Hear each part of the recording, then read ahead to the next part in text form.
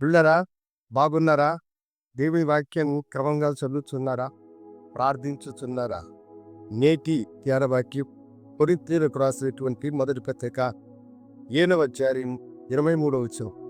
మీరు విలువ పెట్టి కొనబడిన వారు కనుక మనుషుల దాసులు కాకుడి.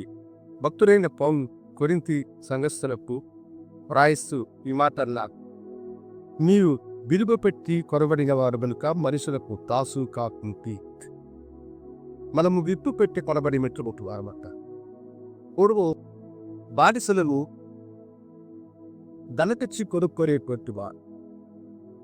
అమెరికా దేశంలో నల్లవారు బానిసలుగా ఉండేటువంటి వారు. ఒకసారి అమెరికన్ వీధులలో ఒక నల్ల బానిసను వేలాం పాట వేస్తూ ఉంటే పరుడాత్వాన్ని పొడుతూ పాఠం పాడడం మొదలుపెట్టారు. అబ్రహాం లింకన్ యవనస్తుడిగా ఉండి ఆ గుంపులో ఆ దృశ్యాన్ని చూసి ఆయన మనస్సు కక్కచె ఆయన అత్యధిక ధరనిచ్చి ఆ బానిసను కొన్నారు.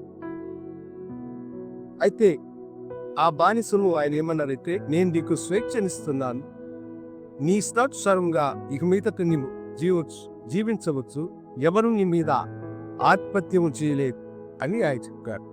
అయితే ఆయన కాళ్ళు కొట్టుకొని కన్నీటితో, అయ్యా, ఇంతవరకు నన్ను బానిసగా కొనుక్కున్నవారు నన్ను హింసించి శ్రమ పెట్టి వేదన పరిచారే కానీ నాకు స్వేచ్ఛ ఇస్తారని చెప్పిన వారు ఎవరూ లేరు.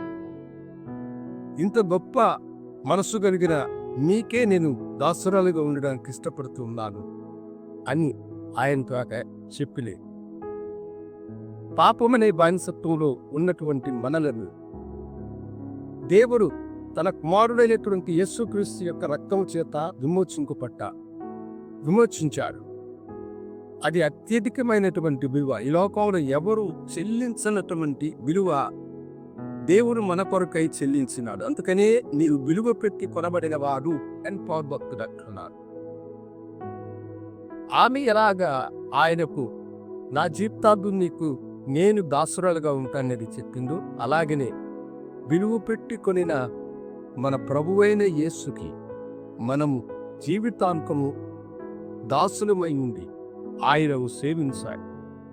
మీ దేహము మీది కాదు, మీ దేహము ప్రభు వలన మీకు అనుగ్రహించుకొని దేవుని ఆలయమైనటువంటి దేహం విలువ పెట్టి కొనబడినటువంటి వారు.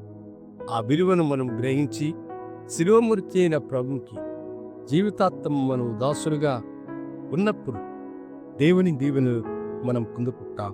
దేవుడు మీ కొరకు దీవించుగా ప్రార్థించుకుంటాం. కనుడా నీకు వందనాలు. నీ బిడ్డలను నీ సన్నిధిలో సమర్పిస్తున్నా.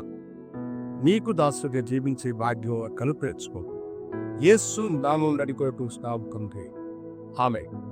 శుభోదయం. ప్రభువు మిమ్మల్ని దీవించుగాక. ఆమేన్.